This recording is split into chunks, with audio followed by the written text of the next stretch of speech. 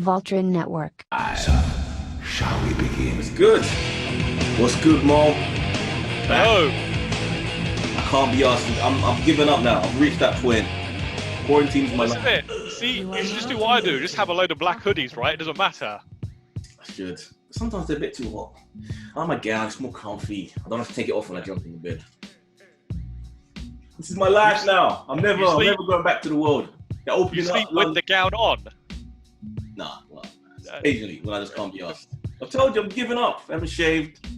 What's the Oh, point? you can't tell. So I haven't shaved, and you can absolutely tell. Yes, I can.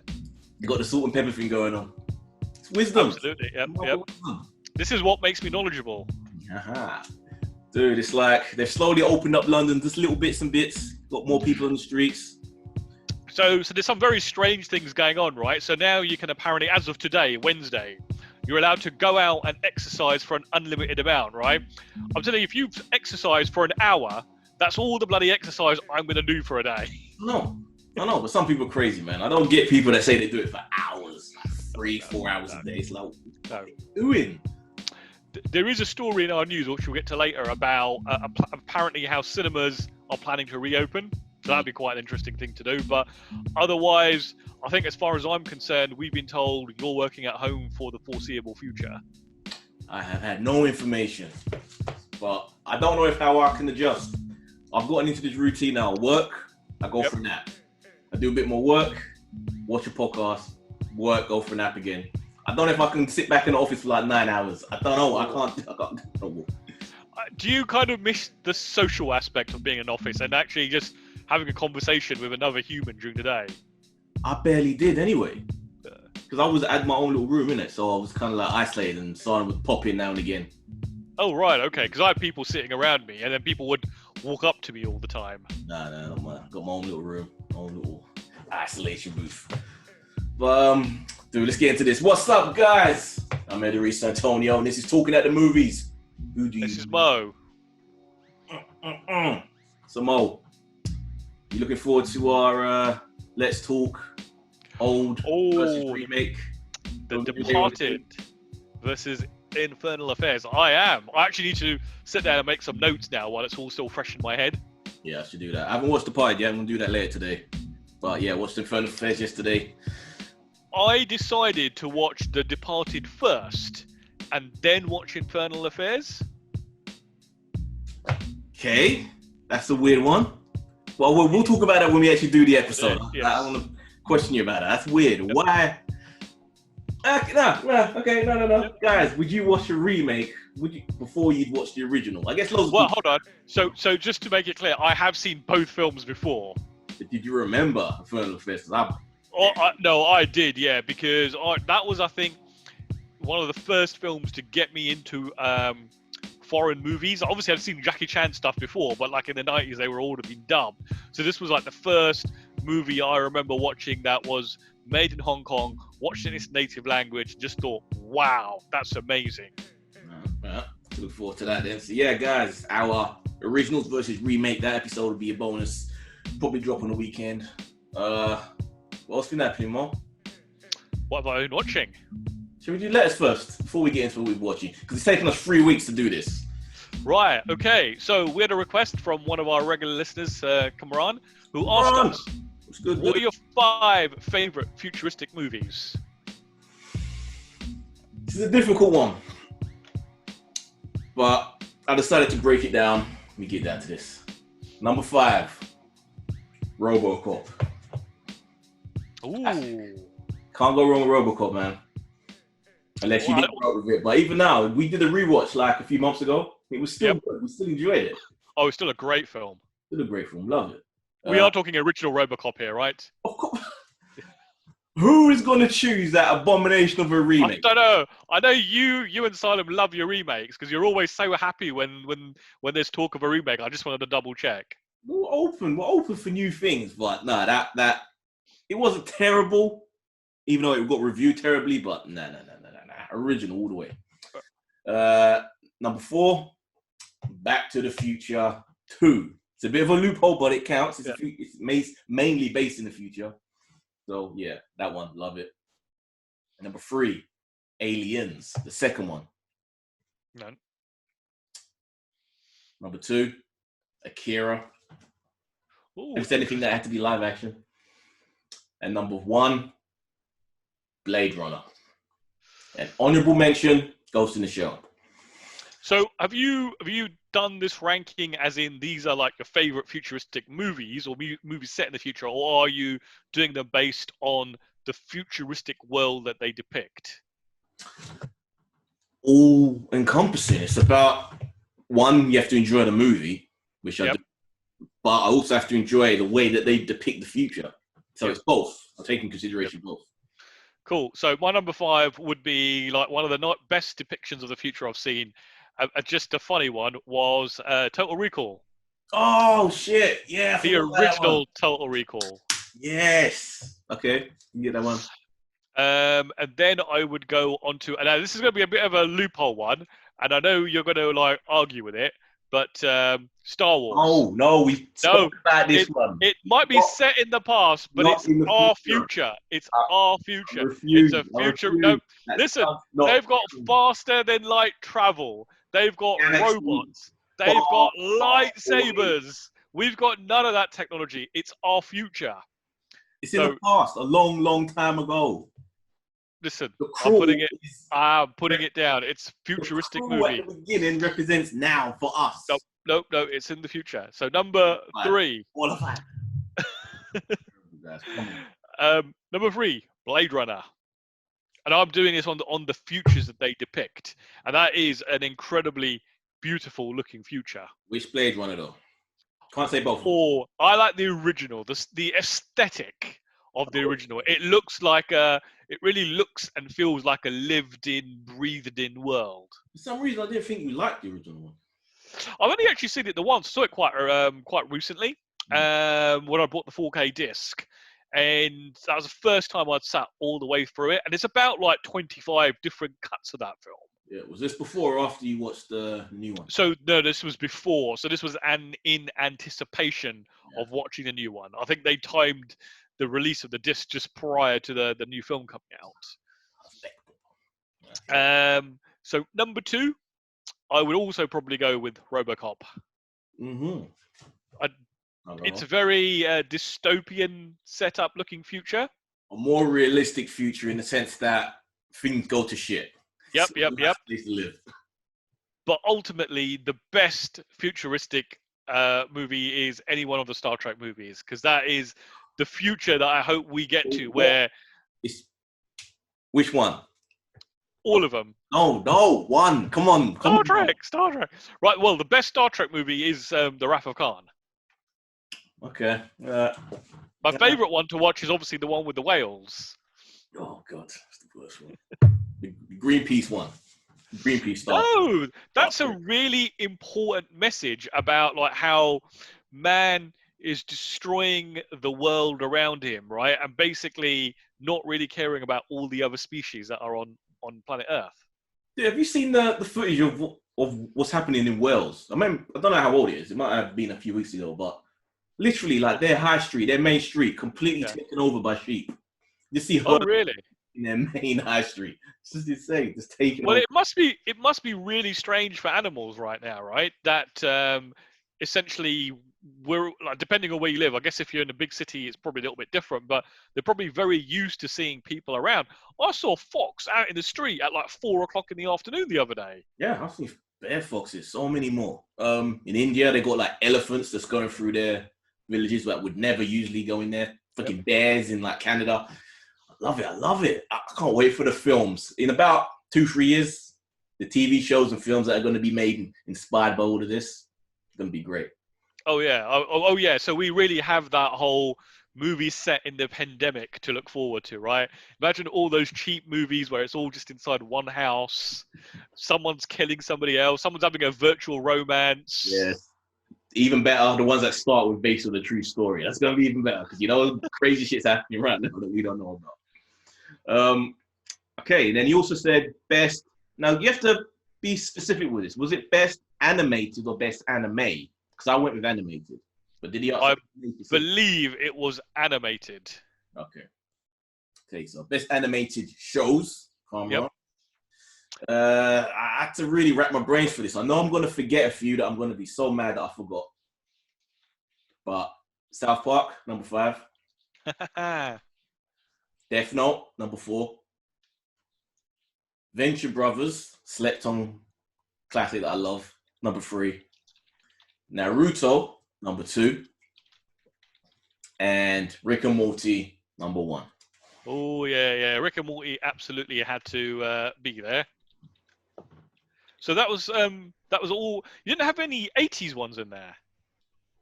No, because none of them are good when you go back and watch them. They're terrible. I've tried to watch Thundercats. I've tried to watch He-Man. They're garbage. They do not hold up.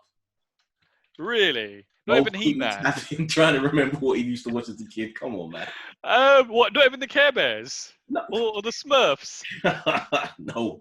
No. They don't hold up, Mo. Come on. I have a certain nostalgia when I hear the theme tunes to those old shows, but yeah, try and watch them, man. It's heartbreaking. Okay, so mine in reverse order. Then so we have American Dad. Okay. We used to absolutely, the Roger character absolutely makes that show. Yeah. Then I would say probably Archer. Okay. Archer, yeah, Archer's very good. Kind of deteriorated. Yeah, you know what? I still have 2 seasons left to watch, but what I obviously have seen up until this point was brilliant. I just love like the whole world that they built there. The problem is they destroyed that world. Once they moved away from being the spy-based show and they've gone into these weird fantasy seasons, that's where it's all kind of gone to shit for me. You didn't like the Vice season that they did? Not as much, no. Then an actual anime show, so ReZero, starting life in another world. I keep saying that you need to watch that, Eddie. I think I can't remember whether I did or I didn't. I'm pretty sure I probably did like 10 minutes of an episode and thought, nah, my attention span can't take this. Then number 2, Rick and Morty. 2. Ooh. Number 2. And then number 1, an 80s show. And I'm sure in my mind that I still love it as much now as I did when I was a child. Dungeons and Dragons. When was the last time you watched the Dungeons and Dragons episode? It might have been about a decade or so ago, but I bet it's even longer than that. I actually did watch them at some point in probably in the last 12 or 13 years. And I bet you struggle watching it if you saw it now. I tell you what, I will try and watch an episode or 2 before our next episode. All right. Look forward to that. Not a bad list. It's funny how once upon a time the Simpsons ran king in animated shows. Now it's just what? It is still a good show, right? But it's like it got to a certain point where if you go and watch some of the older episodes I reckon are still really enjoyable. But it got to a point where it just became, how dumb can we make Homer? It's too safe. The writing is too safe now. They don't, unlike with Family Guy, or American Dad, or South Park, they really try and go for it. Simpsons, they don't want to rock the boat. Yeah. It's too damn safe. So, Cameron, hope you like it. What was your list? You really should include your own opinions. Absolutely. Questions. I want to know what's your favorites. Simone, what you been watching? Man, I've actually watched a hell of a lot of stuff. I had a 5-day weekend, so I was only back to work today. I've watched nothing. I just haven't been in the mood for anything. Don't tell me you did not watch Hollywood after I even texted you to say watch Hollywood. I've watched about halfway. Halfway through the first episode, or season? Halfway through the season. Yeah. I'm surprised you could get halfway and think, nah, I don't want to watch it anymore. No, it's not. I like it. It's a good show. It was very. In fact, I recommended it to someone on Saturday night, and they texted me back a few hours later saying, "Thanks, this is great. I've just finished the 3rd episode." Wow. Let's get into it while we're talking about it, because it's the only thing I've really watched. Yeah, so this vibe where I just want to go to bed and listen to podcasts in my downtime. Weird. I don't know why, but the rest. I can see why. After watching the first episode, I can see why Salem liked it.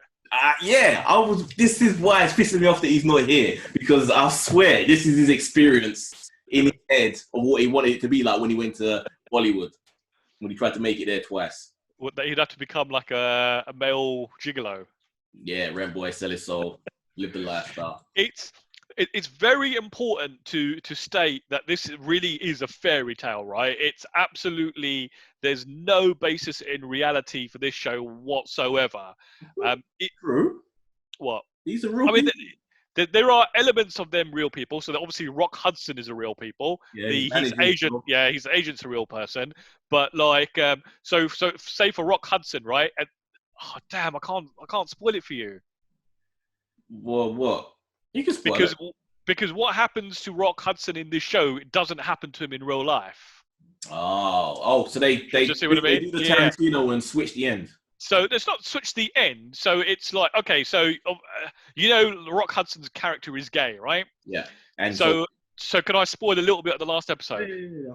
So basically, him and his boyfriend decide that they want to go out in public and hold hands and come out in front of the press as gay, right? So in the 1940s, that was an absolute no-no. It's career suicide. That's in the trailer.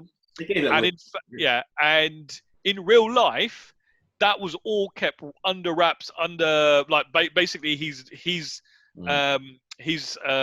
agent never let that become like a known thing. Yeah.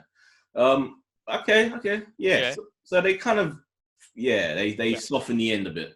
You would never have had a black actress playing, being treated the way she was. Do you know what I mean? And the other weird thing is you see all these black people sitting in restaurants with white folks. That was something I noticed about them. Yeah. This doesn't make sense. And I saw a picture of her holding an Oscar as well. And I think, no way, that isn't going to happen in the 40s. So it is a pure fairy tale. So obviously they do tackle issues of relevance from that day. So discrimination against against your color, against women, against homosexuality. But like the way it's dealt with there, these people didn't go through a tenth of what would really have happened to them. That makes me kind of less into it though, considering it's real people to start with, but they take them into this fantasy journey. Makes me less interested because I'd rather know their legitimate struggles than what. It's a fairy tale. It's a Ryan Murphy show, right? So but that doesn't take away from it. It's more of just the fictional telling of a story, right?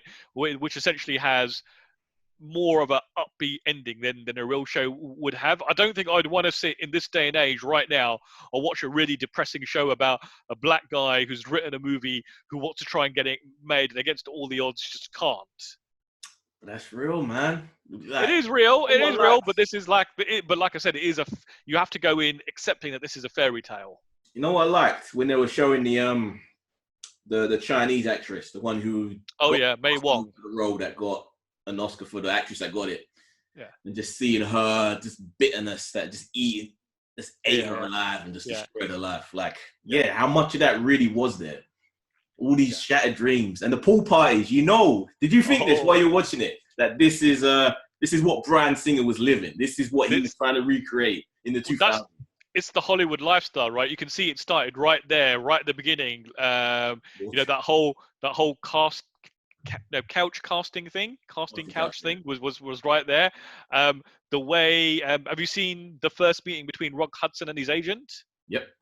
Where essentially they do the whole interview and stuff, and then he goes, right, go in there, I'm going to suck your cock. And I'm sitting there thinking, at least he's not being asked to do the oral. He just wants, the agent wants to perform oral on him. Does that make it better though? Because the thing is, it's literally only stopped up until 6 years ago, whenever Weinstein really started to get knocked back because he was doing this shit. Oh yeah, and I'm surprised. I'm sure it probably is still going on to a certain degree. Yeah, well, I don't think it could though. I don't think you can get away with it now. It's probably a lot harder now, but you can kind of see that this is just something that's been there since the year dot, right? In that particular industry.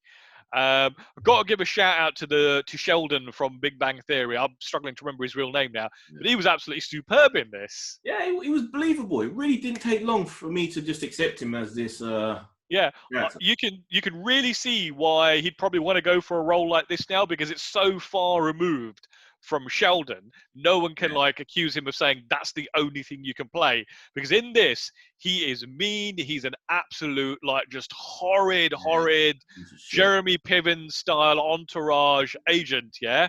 Worse. Um, just as bad, because Jeremy Piven's character in Entourage he Yeah, was he almost was like a Weinstein. likable. He was kind of likable though. He was a fun joke. There was a good side to him. But in this, like how he even like he basically engineers situations, and then he comes in and he cleans them up for his Yeah. connections. You have to probably guess that part of the reason why he took this as well is because he could relate to that struggle, because he's openly gay dude in real life as well. So maybe Yes, he is. Yeah, what Hudson was going through was something that he could identify with, you know, having yeah, to hide yourself and all of that. that's Like, true. it's good. I would have liked a little more sheen visually, but apart from that, sets are Yeah. beautiful, costumes are beautiful, good Oh, acting, and it's all The for. acting, I've got to call the acting out, right? So I'm obviously one of these people that, I have no acting skill. I've never really studied acting beyond like what you were forced to do in drama in high school. And I think I've mentioned this before, and I'm always amazed at how a good actor can act in a show, give a really good performance, and then when they have to do a scene where they're actually acting and act badly and Badly, yeah. actually do it, it's amazing. It is. You imagine it would be really hard. That's true. Yeah, He's the yeah. main guy who kind of reached So is it Jack, isn't it, who has to do the screen test, and it's like an awful screen test. just shouting, "Don't get over it," you know. Oh yeah. And even the black chick where she's playing the maid in the background. Yes, yeah. Put it more shucking and jiving. It's like, oh god, yeah. Hollywood guys, check it out. I'm gonna keep watching it, even though it's a bit disappointing that it doesn't stick to the true life. But I'll still give it. So the weekend that I watched this, I'm just gonna give a little shout out to. I've been listening to a podcast called Inglorious Trexpert. So it's like a Star Trek podcast, but done by the guys who made the movie Free Enterprise. They worked on like Star Trek, like in the TV shows and stuff in the background. And they had a guy on who was like a assistant. I can't remember what his title was, but he was like some sort of like, he worked for the studio. So he worked for United Artists, he worked for Paramount, he worked for Fox. So he worked for all the studios over the years. And he joined the industry in the sort of mid 70s to late 70s, straight out of university. So Harvard graduate. And he gave a real insight into the movie making process from a studio's point of view, from like the late 70s and through the 80s, and how it changed. And he goes, when Star Wars came along, when Jaws came, prior to that, he goes, at United Artists, they'd won the Oscar for best movie 3 years in a row. And he goes, that was because they only made 15 films a year. They only had 20 films in development at any one time. He goes, after that, when I think it was Bob, was it? I can't remember if it was Eisner or Bob Iger who became president at Paramount. They completely changed the format. They went from like that really carefully crafted way of making films to what do the audience want? What's going to make the most money? And they would basically have like 100 films in development at any one time. And he goes like, yeah. Go on. And he goes, it was just crazy. He goes, it went from like a bit where people who were making films because they loved it, to a point where it just became like a factory type thing. Yeah. His talk was absolutely amazing. Just listening to it.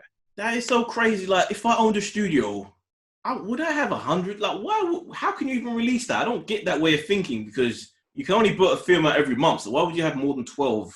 So you wouldn't. He goes like, if you have 100 in development and you end up making, say, like a third of those, right? He goes, you've got a better chance of maybe having a hit out of 100 than you would have, say, like 20. I guess development, yeah. But if it's something that I'm intending to make, then I wouldn't intend to make more than 12, because how can you release more than that? It's just, it's weird. Oh well. Hey, what's who's that? That's the cat. So I think I'm gonna have to get up and lock them both out of the living room in a minute, because they're chasing each other around. Let them run around. These are like, when they don't have my attention, this is it. They just like go crazy. All over. That's fine. Yeah. So that was all me. So what have you been watching this week besides? So Hollywood, I highly recommend it. But film wise, I've actually got through a load of films, right? So I'll do the new film that I watched first, and then I'll go for the classics. Birds of Prey. Ah, okay. What the fuck did I watch? This was just. Are we allowed to swear on YouTube?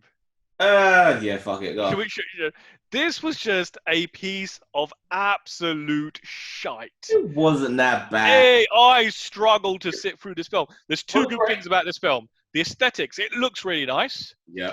And Margot Robbie absolutely nails the character of Harley Quinn, right? But other than that, the film was just so lightweight.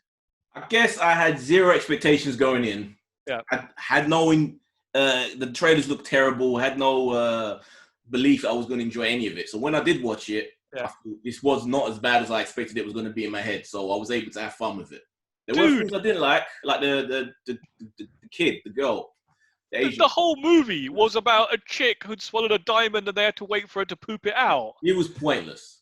It was pointless. And you know the worst thing, because I'd watched obviously the Infernal Affairs and Departed the following day or whatever. That doesn't help. I'm like, so Ewan McGregor is supposed to be a gangster, right? If I was like one of his underlings, my first reaction was I'm just going to cap this guy and I'm going to become the big boss. The dude's like crying over like, I've lost my big diamond. And one of his guys has to grab him and say, boss, don't worry. I'll get it back for you. It's okay. Everything will be fine. But aren't most these sort of bosses of these organizations physically puny? Like, most of them aren't big, intimidating guys. Most of them are pussies. You would not work for something like that. If you look at like, when you go to watch Infernal Affair, you watched The Departed already, right? Which one did you watch? Infernal. You watched the Infernal Affairs.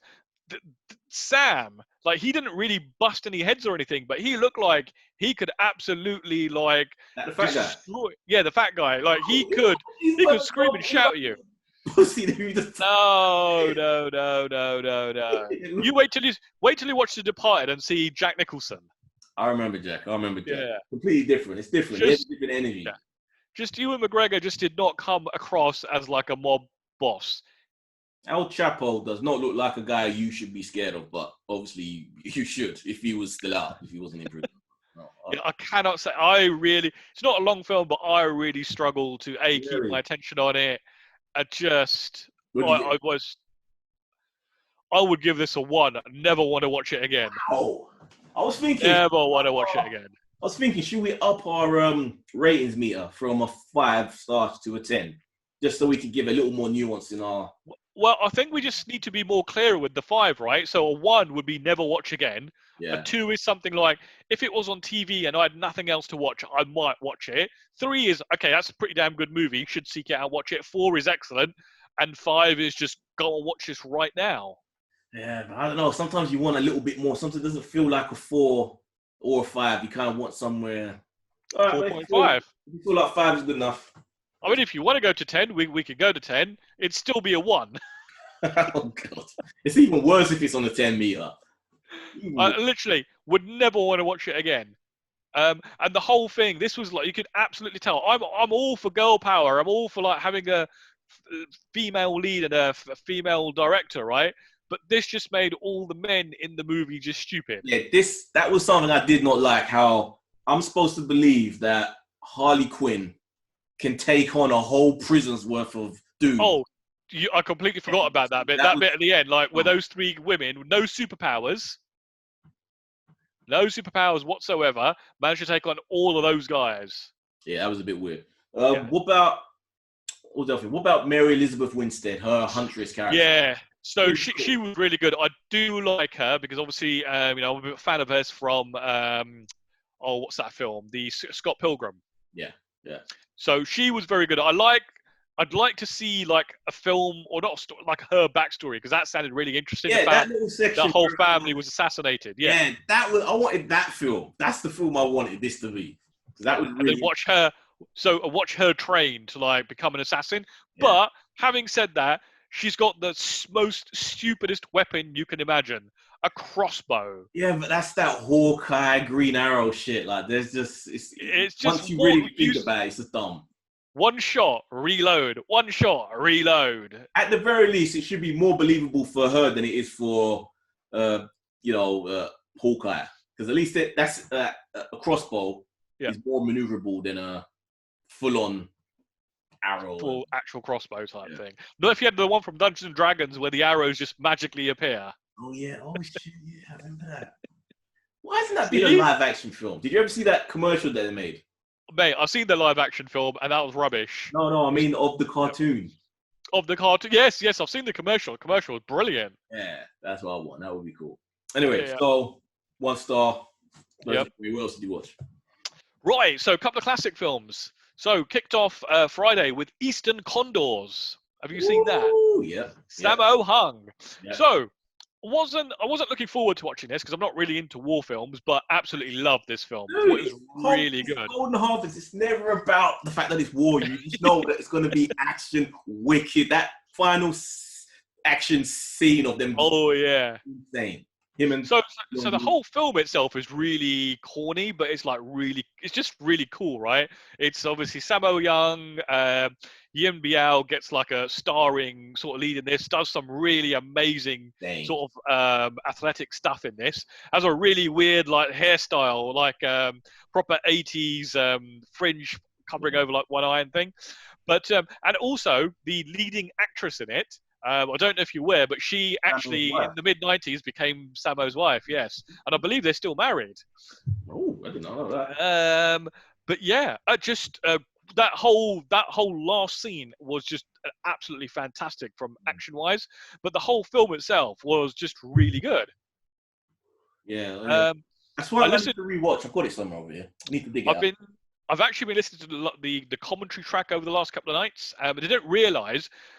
When this film was being made, him, Sammo Hung, and Jackie Chan actually had a huge, massive public falling out.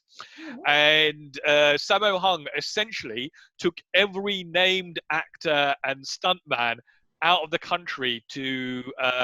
So the movie set in Vietnam, but obviously you couldn't film in Vietnam a movie about Vietnam. So I think they went to Indonesia and some bits in Thailand and stuff.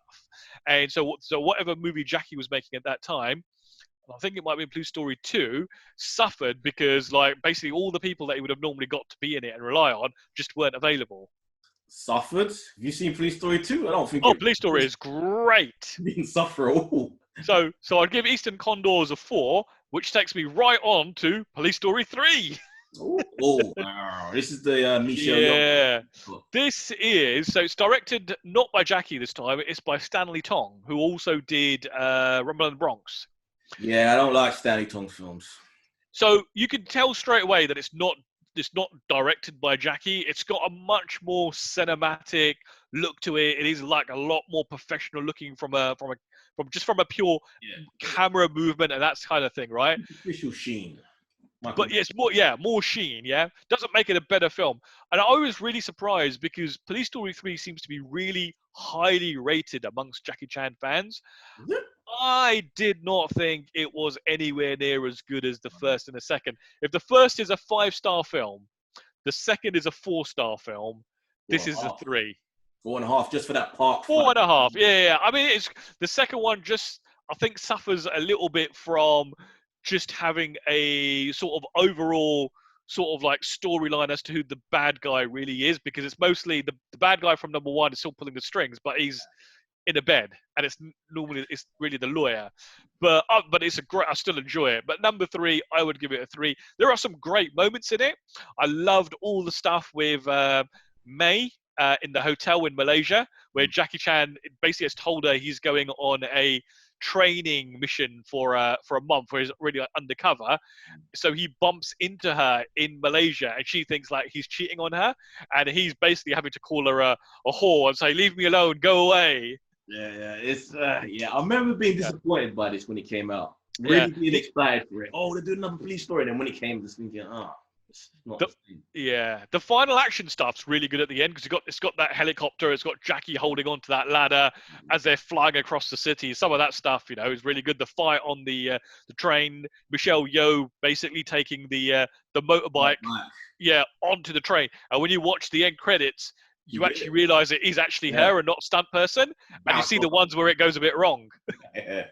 What happened to the day? Like, Tom. This is why we appreciate Tom Cruise. Like, he's the last of that ilk who just willing to just throw themselves into it. If they die, they die. He doesn't show the outtakes, right? He doesn't show the ones where it goes wrong. I'd like to see those. Yeah, you have. It's usually something they throw on YouTube, like when he broke his foot. I think you only get to see that in like little bonus stuff. Yeah. And you watch that film and you kind of think, well, hold on a minute. This is this woman becomes the captain of the Discovery. She's the from the evil.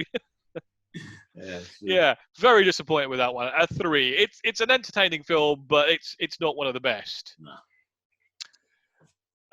Also, it's a pity Salim's not here because I'm sure he would have enjoyed this. I had never seen it.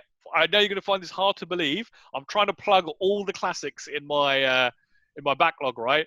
Commando. This should be a segment in its own. Mo, never seen it. A movie that Mo's never seen. And you give your final review on it. Well, we did have Joker J, who wrote in a few weeks ago saying, can you watch some classics that you've never seen and like give him a quick review? I don't know what he meant by classic. He could be meaning like Gone with the Wind style movies. He could be talking about The Godfather. But I am like going back and like really looking at like films that I haven't seen. The thing, we get into what you think about this. If I was to, someone was asking me if they've never seen Commando, should they see it? Yeah. I tell them, go in the time machine, go back to the 80s.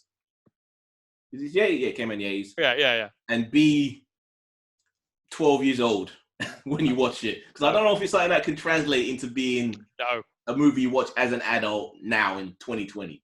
This was the first time I watched it. I watched it in glorious high definition. I watched it in HD DTS master audio, right, on a big 55-inch screen with a 5.1 surround system. And you were talking about the kettle drums. Yeah. My God, the actual sound on this film is so cheesy, but it fits so well. And I can't imagine enjoying it as much as I did now, watching it on like a little TV with shitty stereo speakers, not being able to get it because the way they done the sound design, it really pulled you into the film. I absolutely loved it. This is harking back to an era where a movie is 1 hour and 39 minutes, so it never outstays its welcome. And it's just full of the most cheesiest one-liners, like, at the end where he puts the pole through the guy and he goes, "You need to let off some steam." Remind me, is this a canon movie? It's not a canon movie. I think is it a Carlico movie? Carlico. Oh, yeah. I think they had they had a logo that was very similar to Canon. But it's just full of the most cheesiest one-liners. It's got the main lead actress in it. For the first couple of minutes, you watch her and you think, you are the world's worst actress, but she really warms to the role at some point and she really gets into it. Huh? Yes, the light skin, yeah. And you got to think, how strong is one man, right? Where he can literally, not even standing up, by leaning down and literally rip a seat off a car. Like thing that's bolted down with like nuts and bolts. Like even if you have like a really bad accident, that seat does not move. Isn't it weird that we can watch this movie and see Arnold do this and laugh? It's fine. But then when I see The Rock do something like this, I just roll my eyes and think this is dumb. It's weird. Is it just my hatred of The Rock that makes me think that way, or is it? No. I think it's something to do with the way those films were shot. Right? Commando does not take itself seriously. It does not in any way say I am a serious movie, and I think that's where the fun with these films are. Yeah. And another fun fact: the island that they go to at the end to rescue the daughter, Valverde, is a reoccurring mythical place that pops up in a bunch of these 80s action movies. Oh, right. But it's like its own little bottle universe with all these other films where they always go to Valverde. Doesn't exist, but for some reason it's kept popping up in these films. I've got a whole bunch to watch, right? So I'm shock horror. I've never seen The Predator, so I'm going to be lining that up at some point this week. Fuck? How is that possible? How? I can kind of understand Commando because you might have to stay up late, 2 a.m, ITV or Channel 4, whatever. But Predator was on all the time. Never watched it. Never had any interest. But now I will be going and rectifying that. That's insane. Look, I knew like years down the road, there's going to be a time where the whole world is locked in. I'm going to need films to watch. So while people are struggling to find new things to watch, I've got this whole library of older movies that I've never seen. Okay, if you're watching Predator, you have to watch number 2 as well. Really? I don't do sequels. I don't really like sequels that much. It's it's worth watching. Oh no, I've seen that look now. It's going to be no. It is worth watching. It's a very different movie than the first one, but it's still, for the sake of we have to do a like little 10-minute mini thing that we throw on. Only 10 minutes. Okay. We have to. Cool. This is too good to not do. I should do a whole like podcast of my own, just like Mo's been watching, right? Of like old classic films. Never seen it. Did Big Trouble in Little China? I have seen that. I've seen that many times, but I just felt like I wanted to watch it because I've just ordered a film called Zoo Warriors from the Magic Mountain, and apparently that was heavily an influence for John Carpenter for Big Trouble in Little China. So I thought, let me watch that while I'm waiting for it to arrive. The Hong Kong movie, yeah? It is a Hong Kong movie, yes. With a female actress in there called Moon Lee, who I was so in love with. Yes, it has got her. It's also Sammo Hung and Yen Biao again. But this is all about Moon Lee for me because I was so in love with her. No one knew who she was. She's lovely. And it was so hard to find her films because she was a female action star, former ballet dancer or something, but she would do crazy action just like the guys. Yeah, I loved her. So I think she was in The Protector as well, but she didn't actually get to do any martial arts in that. Criminal. Yeah. Well, even the commentator even said, I don't know why, like they've got Moon Lee in this and she's not actually doing any fighting. Dude, if you come across any of her films in Blu-ray, it's very unlikely that you do, but if you do, let me know because I will buy those. Will do. Right. So still a classic, still great. I'm still to this day shocked every time I watch any of the behind the scenes features for this movie to find out or to be reminded that it was a flop. Really? And it only really got the recognition on home video. You know, like years after the film comes out and it filters through, it becomes a cult classic. That is crazy. Maybe that's why it never got an immediate sequel, which is kind of good because it kind of makes this more special. That it's its own single movie. Sorry? John Carpenter, this one. Yeah, so it's John Carpenter. I think that one of the problems behind it, and this might have been one of those original sort of like whitewashing things, is you've got like a white guy trying to make a movie about Chinese heritage and Chinese mythology. Yeah, but that would only be a problem now. Back in the 80s, no one gave a fuck about that. There was no racial or cultural sensitivity. That did not exist. Yeah, there's a whole making of documentary on this, and I think it's a Arrow disc. So Arrow, Eureka, and 88 Films, they do some wonderful little documentaries. So I probably will watch that at some point this week. Oh, you just reminded me. When you do your Predator rewatch, once you've watched the first film, there should be a behind-the-scenes documentary on YouTube. Right, okay. Legit, and it gets crazy. I think it's supposed to be pretty awesome. I haven't watched it, but everyone says it needs to be watched. So, yeah. Okay. We'll give that a shout. One final movie that I watched, which I think was... Does it hold up? Does a Big Trouble? Oh, absolutely. And you know what's the most shocking thing about that film? Is Kim Cattrall is just absolutely stunningly beautiful in that. So she's also that beautiful in Star Trek 6, which I watched recently as well. But she's brilliant in this. The really weird thing about this film is the main Asian guy, I can't remember what his name was, halfway through the film, he suddenly learns how to do like all this like flying kung fu. Like he doesn't do it in the first half of the film, suddenly in the second half. But just full of wonderful little touches, great production, brilliant one-liners. Just loved it. What's your thoughts on... No updates on this, but we reported months ago that they were going to do like a remake of this with The Rock.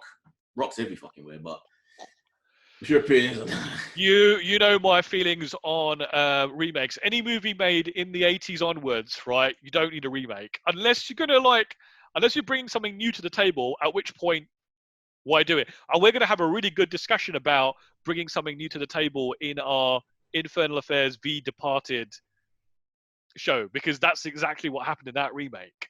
Okay. No, but if The Rock is making a remake of this, please don't do it. Please don't remake this film. It's still there. It's a wonderful film. If you've never seen it, go and see this. You don't need to see The Rock be Jack Burton. Yeah, yeah.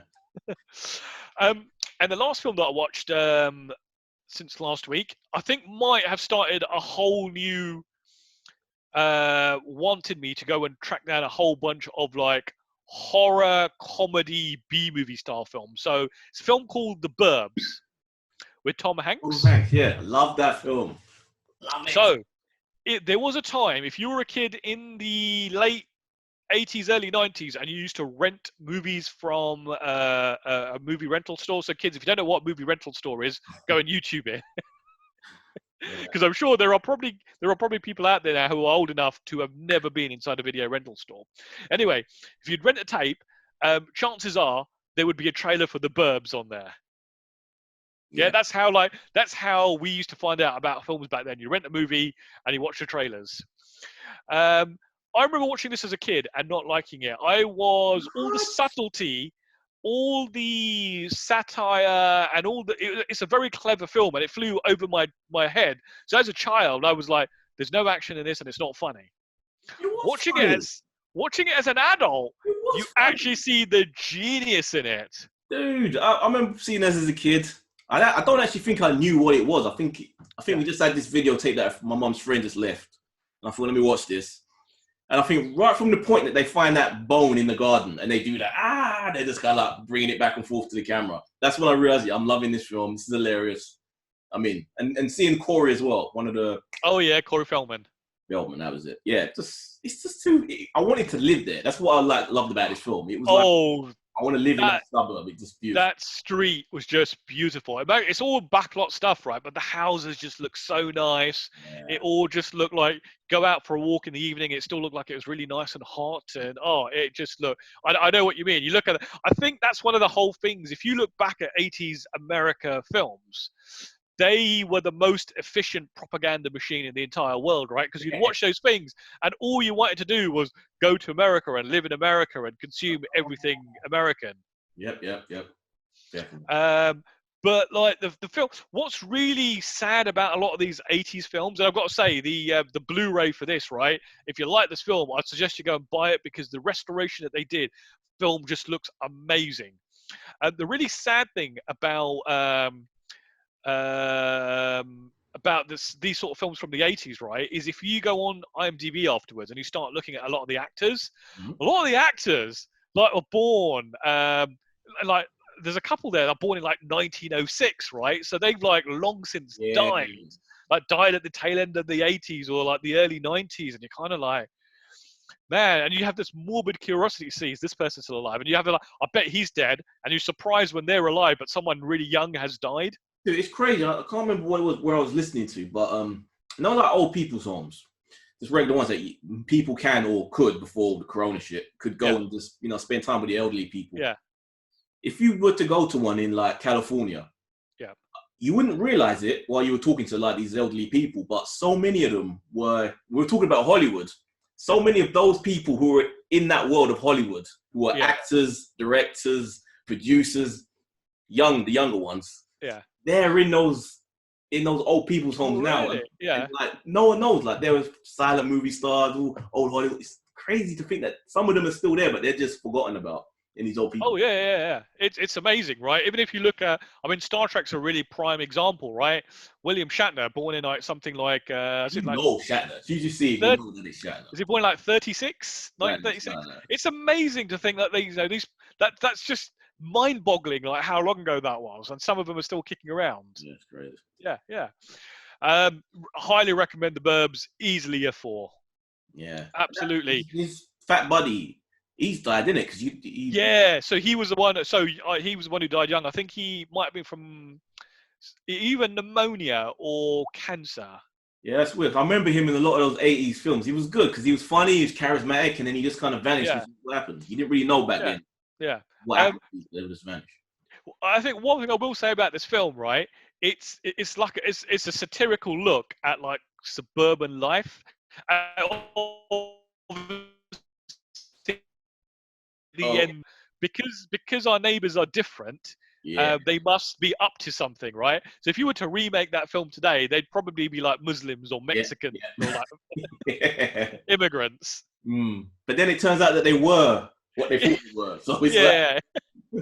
But I guess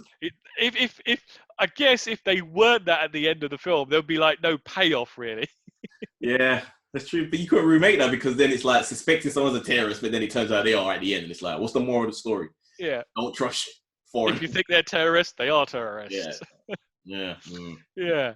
Yeah. So that started me down a whole road of wanting to watch like B movie horror film type comedy stuff. So I'm even going to be checking out over the coming weeks things like Abbott and Costello Meet Frankenstein. I've never seen an Abbott and Costello movie. I've read some reviews. Apparently, it's really funny. I will be watching that. I watched the trailer. I absolutely loved the look of the trailer. Okay, I look forward to your review of that one. Yeah, I'm going to be watching Mel Brooks's Young Frankenstein. Oh yeah, that's a good one. That's a good one to watch. Yeah, and in fact, while I'm on Mel Brooks, I'll probably watch things like Blazing Saddles. Yeah. Yeah, because that's just an all-time classic. Yeah. I've never seen The Producers, so I want to check out The Producers as well while I'm at it. That's a good one. Yeah, that's a good one. There are some like real classics to be checking out. What one are you watching on? The original Mel Brooks one or the remake? I don't know. There's a remake. I'll be watching the Mel Brooks one. Yeah. Oh, that could be one for our Nah. Now I'm saying that we could do that one for our original remake, but I don't know. Yeah. And the only other thing I want to give a shout out to, I know I've been talking for ages, is Brooklyn Nine-Nine. I've like just been like every lunch hour now, while I'm having my lunch, while I'm working, I will just watch an episode of Nine-Nine. And I quite recently watched the episode where they, because I'm quite far behind, where they had their Me Too moment. What was that one? That was the episode where a woman got raped at work, or not raped, but basically a guy, I think, attempted to rape her. And when she basically raised a complaint, everybody in the office wouldn't believe her. Jake and I think it was Jake and Rosa basically, it was Jake and his wife basically say, we need to take this guy, we need to take him down. So it becomes this whole quandary about, do you take the money your firm is offering you and have a really comfortable life, or do you try and take this guy into and get justice? I remember it was actually it was a really good episode. Yeah, I remember this. So okay, so I'm a little bit ahead of you. Yeah, no, I've finished the whole of 6th season now, so I know Hulk's been demoted back to a traffic cop. Yeah. So they had the Suicide Squad episode, which was really funny. Yeah. I kind of slowed down on it though, because I wasn't feeling that it was as funny as the show originally started out being.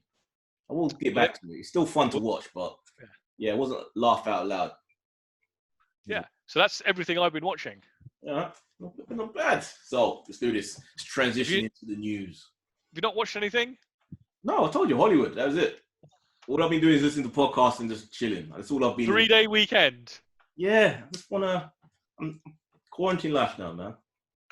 Do you still have a TV? There's nothing in quarantine that says you can't watch television. I don't know. For some reason, I just don't. It's not inviting for some reason for me to sit on the couch because I've spent so much time in this room on the main computer doing work. I want to get out of here when I'm not working. No, if I didn't have these 2 cats, man, I'd be watching stuff all day long. I keep having dreams that I have cats, but I let them die because I kind of forget that they're there. They can't, because they hide from me around the house, and I forget about them, and they end up finding their bodies. Weird. Okay, that says a lot about your psyche. All right, let's start rattling through these. Right, so Disney says Mandalorian season 2 won't be delayed. Right, obviously we're coming out in Corona times. We're finding out shows that even were being broadcast. So I've got some bad news for you. Black Monday. They've shown 6 episodes. The final 4 apparently are being delayed till July because companies are struggling to do the post-production work on these episodes remotely. How much post-production does Black Monday need? Maybe they have to airbrush some modern stuff out, but compared to Mandalorian, if that can continue going. I guess it depends on each company individually, right? How geared were these companies for working from home? Because from what I'm understanding, apparently in Japan, like one of the most technologically advanced societies, they are not prepared to work from home at all because work from home culture does not exist there. People have small apartments. Apparently, it's become quite common. People don't even have PCs or laptops now. It's all done through phones and tablets. Yeah, because their apartments are so tiny that it's just Takes So up to- like I know like Nintendo quite recently put out a statement just saying like we're really struggling. We may not get the games we're working on when we plan to get them out. So they haven't announced any games for this year so far. Plus, I don't know if you've seen, you can't buy a Switch anywhere, right? Because people are just buying them up and then trying to scalp them. I've Yeah. noticed. It's annoying because just before this hit, I was considering buying a Switch just to have something that I can just play around with now and again. And I should have pulled the trigger on that. Oh, you should. If you can find one now at retail price, definitely pull the trigger. Because especially if you subscribe to the online service, because you get all of these old 8-bit and 16-bit games for like it's like 15 quid for a year.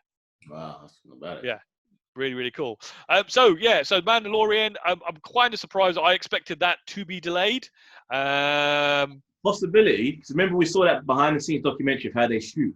They use that LED screen that shows all the background. So that could take away a lot of what they would have had to use in post. It can do, but then I guess I don't know how. So, do you still adhere to social distancing on those things? Does that mean that when you're on camera, you have to stand 2 meters away from everyone else? I mean, they would have had a lot of that already shot, and it was the in-camera, so they didn't have to do this post stuff that they're doing. Yeah, potentially. But also, it's just come out in the last couple of days, so I don't know how this news is coming out now, and the show won't be delayed. But it's Katie Sackhoff has just been announced to join the show. Let the cat do what he wants to do. He's standing on my laptop. That's what he's doing. Yeah. So Starbuck is joining season 2. Yeah, and I think the reason why people are excited about this is Bo Katan. Yeah, is a character that she already plays in Clone Wars and in Rebels. Oh, right, okay. Who's the voice of that character? So the fact that she's gonna do the live action, it kind of makes it all poetic. It's Yeah, I mean, I'm not really down on the whole Clone Wars thing. I think I've seen like about 5 minutes of the first episode, and it just was like, yeah, I'm not watching that. No, you should have. That was worth it. It could have actually gone in my list, to be honest. Just Clone Wars. If I completely run out of things to watch, I might subscribe to Disney Plus and watch and binge it. That's never gonna happen. That's never gonna happen. How can you run out? Just for the Blu-rays you're buying, how much have you spent on all these Blu-rays? Well, so the way I justify it to myself is normally my travel card for the month cost about £160. That's something that I'm not having to like buy at the moment, and I'm not saying I'm buying £160 worth of Blu-rays, but a lot of these ones are the special edition ones. Obviously, when they first come out, are quite expensive, but like the old ones, you can pick up quite cheaply. Yeah. I really look forward to seeing Sackhoff in Mandalorian. I think she'll suit that world. She will. I mean, I love Katie Sackhoff. I remember I was very much one of these people who did not want to see a female Starbuck, but she completely took that role and she completely owned it. Yeah, and completely changed my mind. Here's one that I'm not entirely sure about. So you remember the David Carradine show Kung Fu? Yeah, we spoke about this months ago that there was early plans of doing this remake of this show. So it has now got a series order at CW. Oh God, CW! Oh, that's gonna be CW. It's gonna be like a 21-year-old. Yeah. If you click the link, I think it takes you to a story where it's got a picture of the actress. Oh, it's gonna be an actress this time. Oh yes. So it's a young female, but she if you look at her, she has got an Oriental look to her. Okay, that could avoid certain problems that the original had. But it is set in modern day, so I think a lot of the whole charm of the show is going to be taken out as well. But even I guess it's a CW. It's it's just not going to be any CW show. It's got. Sorry. Maybe it could surprise us with some cool action because even Arrow had some cool fight scenes in its early season. It has the potential to at least have a couple of seasons where it might be good. Yeah. Now, as I was scouring the internet for news to discuss today, I came across a thing about Avatar. I know we don't really care about Avatar. We're not really looking forward to seeing it. It's a done thing. But this is worth talking about because it's criminal. It's insane. It just made my mind explode. So, apparently, there are 4 films in production, right? Yeah. I think they're shooting 2 and 3, but there are 4 in production. Yeah. Each one of these films, if you look at it on its own, it's not a huge figure. It has a budget of 250 million. If you put all 4 together, that's suddenly $1 billion on 4 films that I'm sure most people do not care about. It's insane. Like, though, if the studio's struggling, if they have to lay off people, Yeah, cancel this movie and you're fine. Like, what the? Well, they've already started shooting the first 2, so I guess they can't get all of that back. But still, that's $1 billion. it's now Disney owned this. Surely, I'm going to assume Disney will put the reins on this, unless they're so confident in James Cameron and say, no, don't worry. You know what? We're going to fund the other 2 as well, because they're building a whole Avatar world at Disney World as well, aren't they? I don't think they're gonna. Well, they already have. I don't think they're really gonna shut it down now, because they want content, especially with Disney Plus. Like, they just want to keep churning shit out. It's insane. Just a billion though. $1 billion on Avatar, right? Can you imagine that second film comes out and it's a complete and utter flop? Oh, well, have you seen the set photos? I've seen some, yeah. You got Cameron sat on the edge of this tank of water, and the whole set is underwater, and you've got the actors in motion capture suits underwater. Yeah. So it's like you're filming actors who you're gonna replace with digital versions of the characters. They don't really need to be. It's like so. No. I don't want it. But it's just mind-boggling money, right? It's just, how many films could they have funded with that? Yeah, how many friggin' hospitals could they fund it with that? There's some private money, right? So saying that, how many hospitals? It wasn't like Disney wasn't going to suddenly say, "Here's $1 billion, build some hospitals." Why not? It would be that really sounds like a right-wing argument, right? That just makes no sense. That lefty, that extreme.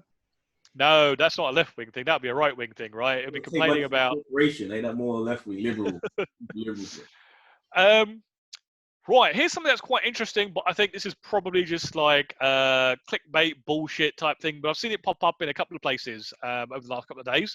So Vivica Fox, who played Green, aka Copperhead in Kill Bill, has been talking quite recently about Kill Bill 3. Yeah. So I'll read out the little extract from her interview. Oh gosh, I can't wait. It rears its ugly head every couple of years. They'll say, so Vivica, Kill Bill 3, they're trying to make a sequel to all your movies. I think they're waiting for my daughter to grow up. And then you'll always hear that Quentin Tarantino falls out of love with Hollywood. He's like, I'm done, I'm back, I'm done. So the latest I've heard is that him and Uma have been talking, and I'd love for them to figure it out. Quentin is great with flashbacks and figuring out some kind of way to make his character alive again in a film. So I'm really hoping that Vanita Green gets her revenge. No, she's gone. It's about the daughter. Stop trying to be a celebrity again, Vivica. You're dead.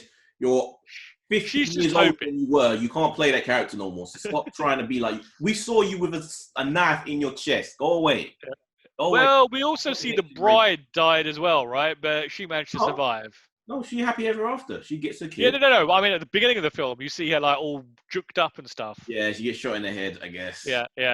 So she did survive. So anything's possible. I guess. So the fact that Quentin Tarantino, well, first it looks like he's all loved up. He's just had a child. He's approaching 60. I wouldn't be surprised if we never actually get another film from him, especially with this whole COVID thing going on. You know, it's going to probably be about a year or so before things it's a shame get to the point. He spoke that he's got notes about this. He always kind of intended to go back a decade or something after. How would you feel about Kill Bill 3 being his last film? Would you rather have, if he was to do one more film, like he says he's going to do, or has been saying for years, would you rather an original idea or Kill Bill 3? Is it one? Is he at 1 or 2 left? So Hollywood was his 9th film. I don't know. Because his original films are all great, right? I don't think he's made a bad film. Even like his worst film is like most directors pretty damn good film. Best film's crazy. Yeah. I do want Kill Bill 3, but at the same time, I just Can't he just push it to 15 films and just stop with this 10? I mean, there's nothing to stop him from doing that, right? If he was to make an 11th film, I wouldn't really care. I know there'd be loads of fanboys out there saying you're a liar, you're this, you're that. He's not I wouldn't care about that. I don't know, but I do want a third one. Do you think could actually do a flashback and have Uma Thurman's daughter? I reckon getting Uma Thurman's actual real daughter into this film would be great because I do like her as an actress. Yeah. I don't know if she's got any fighting skills, but then I guess Uma Thurman probably didn't have. Actually, she didn't even. Yeah, training, man. That's what it comes down to. 6 months. Yeah, I would love to see a Kill Bill 3, but if it was going to be the last movie Tarantino ever did, I'd like to see something original or maybe something all-stars where he borrows like the best bits from like his other films, maybe has like characters from some of the other films pop up here and there.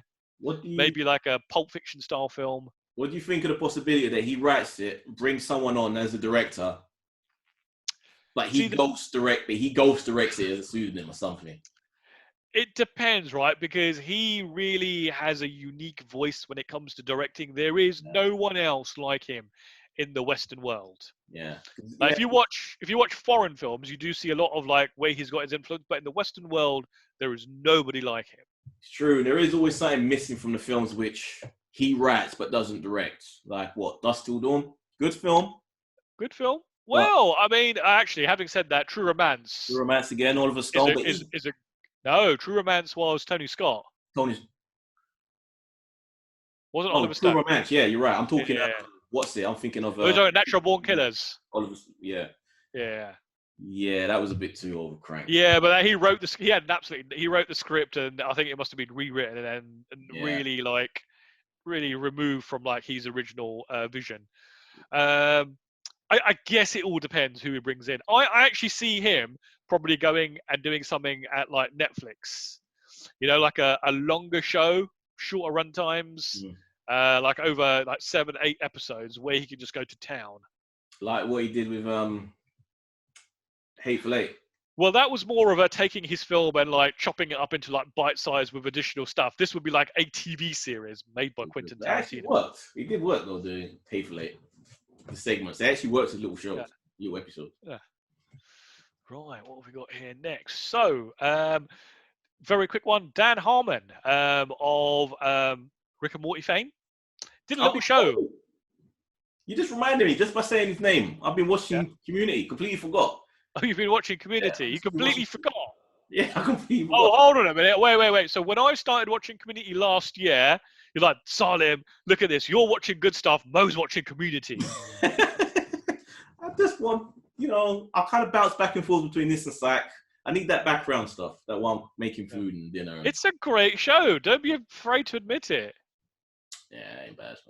It's actually, it seems to be in the real sort of like it's back in like popular culture again because obviously Netflix just got the global streaming rights. And now they're talking about doing the film now finally. Well, so Harmon basically has been talking about it, right? Saying there's been talks about it, nothing concrete. But he's just saying the fact that it's on Netflix, everyone's talking about it again, and talks have been had. Do you think it could actually just be a Netflix movie? That would be fine. That will technically make the prophecy come true. Oh yeah, that makes total sense, right? Because Netflix can really have those metrics to say, right, you know what? Actually, if you look at our demographic, it really appeals to these sort of people. Yeah. We don't. It doesn't have to be $100 million movie, right? It's a 10, 15, $20 million movie at the most. Yeah. Maybe a little bit more if you have to get like Donald Glover back. Yeah, even if it's a little cameo. Chevy Chase, you can leave him out because everyone hates him anyway. So yeah. But I would like to see that. I'd love for them to be able to say 6 seasons in a movie. But the next one I find really interesting, right? Because this falls right into that whole horror comedy B-movie type film. So Neve Campbell is in talks to do Scream 5. But what makes this really interesting, right? This is where I read the headline. I was like, yeah, okay, not interested. Read the story. So obviously Wes Craven has passed on, an absolute master of his genre. They are looking at the directors, Matt, oh bloody hell, how do you pronounce this? Matt Bettolini and Tyler Gillette, I think. I've probably butchered both those names. These two directed Ready or Not, which Simon and I watched last year and absolutely loved that film. Good film. How good is she in Hollywood though? Oh, Samara Weaving. She's Yeah. absolutely, again, she's she's really good at doing the bad acting. Yeah, she is. I like it for real. Yeah.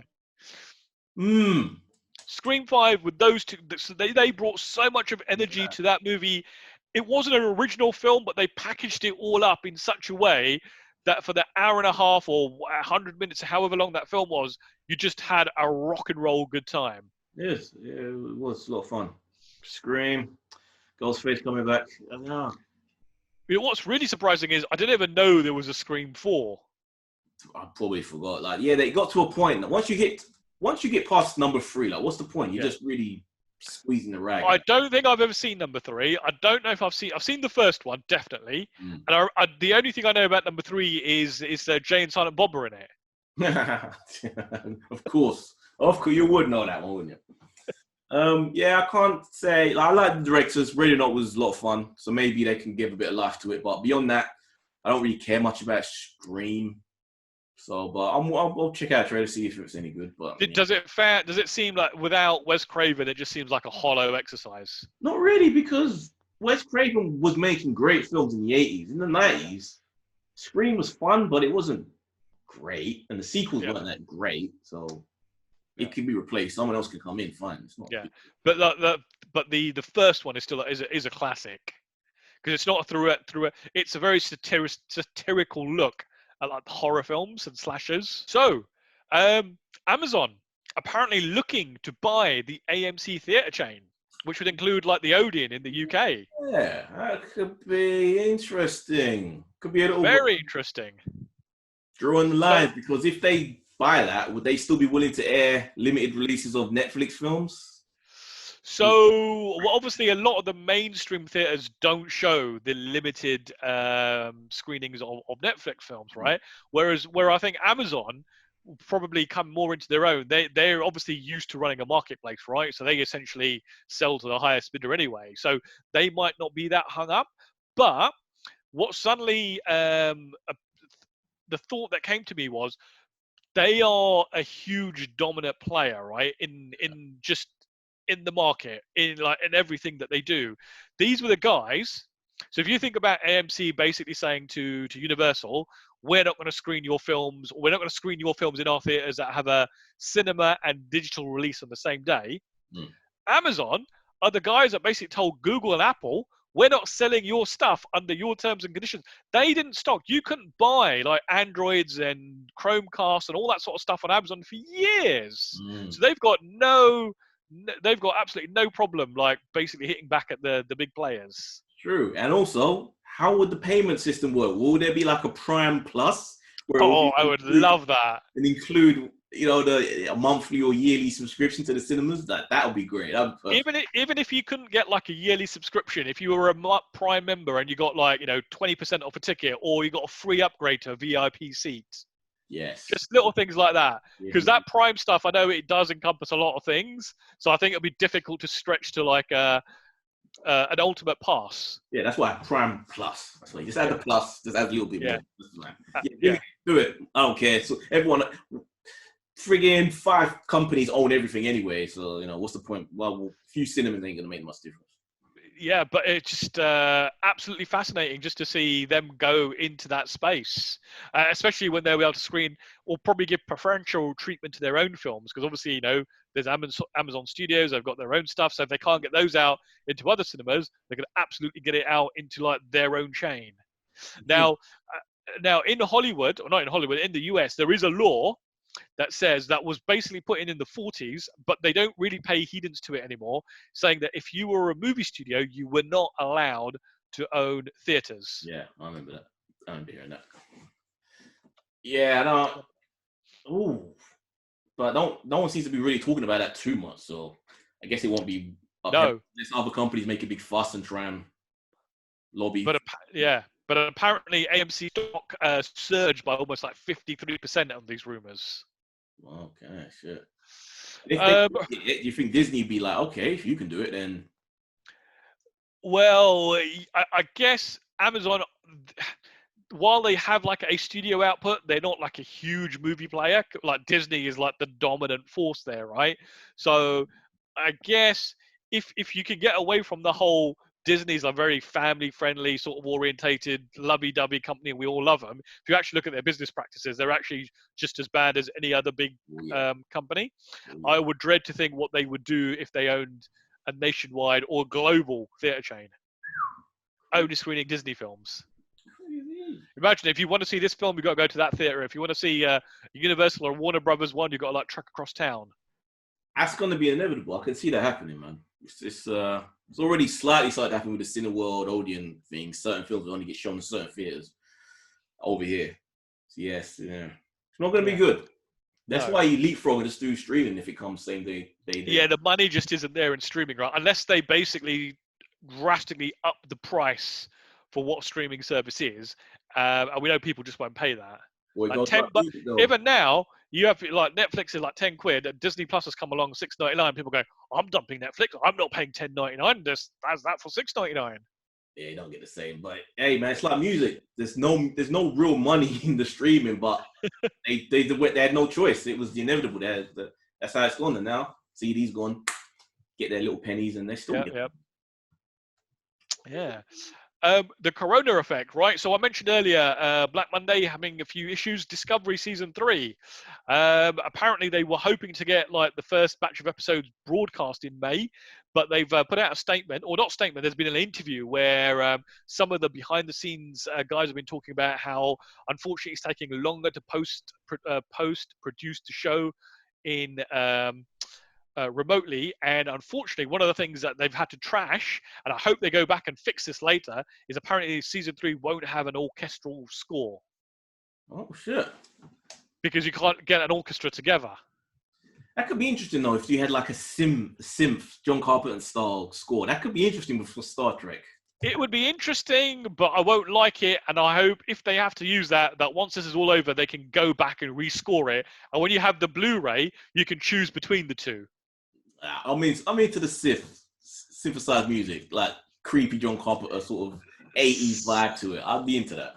Synth music can work, right? Because if you go back and watch, say something like Babylon 5, right? It was really it was synth music, but it was almost like orchestral. Okay, yeah.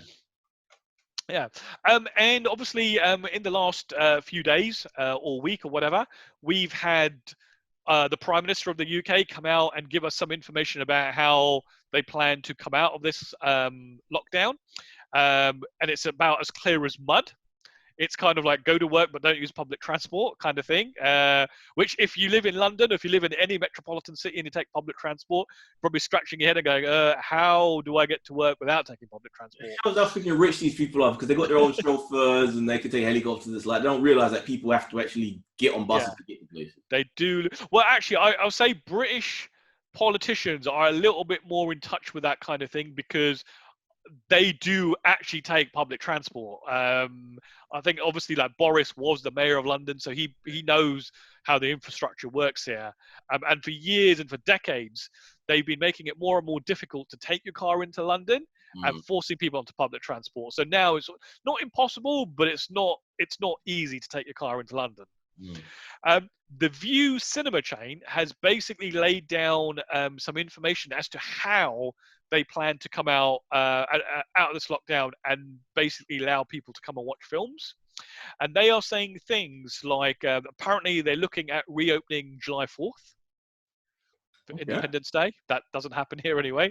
So basically they're looking at things like the company said measures could include physically isolating family groups through our online booking systems, staggering film times to maintain social distancing, and operating responsibly and introducing enhanced cleaning and employee protection protocols. So they're talking about having rows between people, seats between people, reducing the capacity, so reducing the number of tickets that sell per film. Making sure that masks are mandatory. Now, I'm no scientist, but if you sit in a room, even with like 100 people, and if someone's got corona in there and they start coughing, and they don't even have to cough, you don't even have to be showing symptoms. If you're in an enclosed room for a couple of hours, you could potentially get it. Yeah, have you seen those infrared images of the person breathing? You can see the cloud and it just spreads and hangs in the air for like an hour. Dude, but whatever cinema you usually go to view, innit? Yes, yeah. Are you going to go? Out of curiosity, you going to go? So I normally, if I want to go and see a big tentpole film, right, like a Star Wars or a Marvel, well, not so much a Star Wars, more of a Marvel type thing, I normally take the Friday off work anyway, right? And I go and I feel like I'm sitting in my own private screening. I think the problem now is people are out of work and kids aren't going to school. That might, you go on a Friday and it might actually be packed. Yeah, I'm curious to put my head in. When, like, what's coming out first? Is it either going to be Black Widow or Tenet? Probably Black Widow. Black Widow is coming out in the UK before it comes out in the US by about a week. So I think it's October 20-something. So Tenet in the US, I don't know about the UK, is they're still holding to their July release date. Oh, okay. No, I'm surprised if that happens. If they do stick to it, if it does happen here, I might roll the dice, man. It's probably too early to tell, but yeah. Out of just for the sake of being a reporter for you guys, just to answer the questions, anyone that's curious, I may stick my head in and see how it is. I might wait, if it comes out on a Friday, I might take a day off, like the following Tuesday or Wednesday, right? Let the weekend crowd go, then go to like an empty cinema.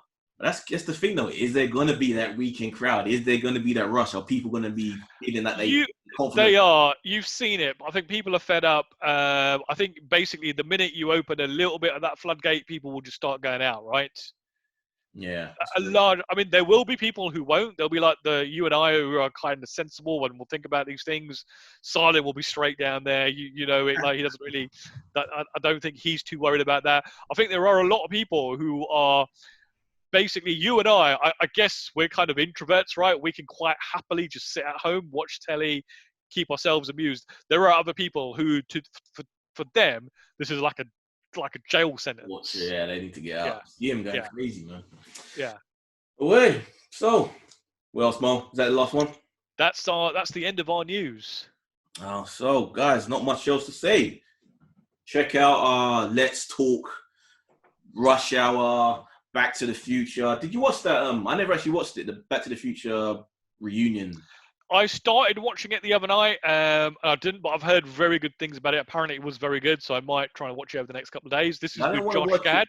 I didn't want to watch it because I don't want that image of. I like the fact that the last time I see these people together is in the movie, looking young, looking healthy. I don't want to see the sort of old, falling apart version.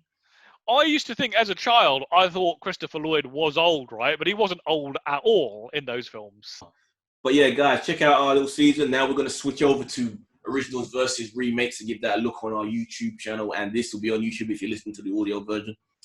And yeah, if you've got any letters, Mo, how can they send them to us? So, folks, if you want to email us, we are at tatmpodcast@gmail.com. We are, if you want to tweet us, we are at Talking Movies 3. If you want to follow us on Instagram, we are Talking at the Movies. So, yeah, guys, check out this on Voltron Network on YouTube. You can see the DC versus Marvel podcast. Don't forget to like, subscribe if you're watching this on YouTube. Show love. Post us on your subreddits or whatever. Just help us grow, help us survive and be successful. I was going to say, actually, so we actually did have a tweet from one of our listeners just asking us, and we will answer this next episode, is what are our 5 favorite slasher movies? Oh, okay, I like that one. I like that one very much. Okay, we'll get into that one next week. So guys, mine will again be all 80s. But the problem is, Mo doesn't like horror movies. He doesn't watch a lot of them. Well, no, hold on. I think there is a distinct difference between a horror film and a slasher film, because slashers can be quite funny as well. Such as? Tucker and Dale. Oh, that's an outlier, though. That's not an average. That's a rare one, that one. No, we'll get to that. Anyway, from me, Reese. Me, Mo. See you guys next week. See you, folks. Later.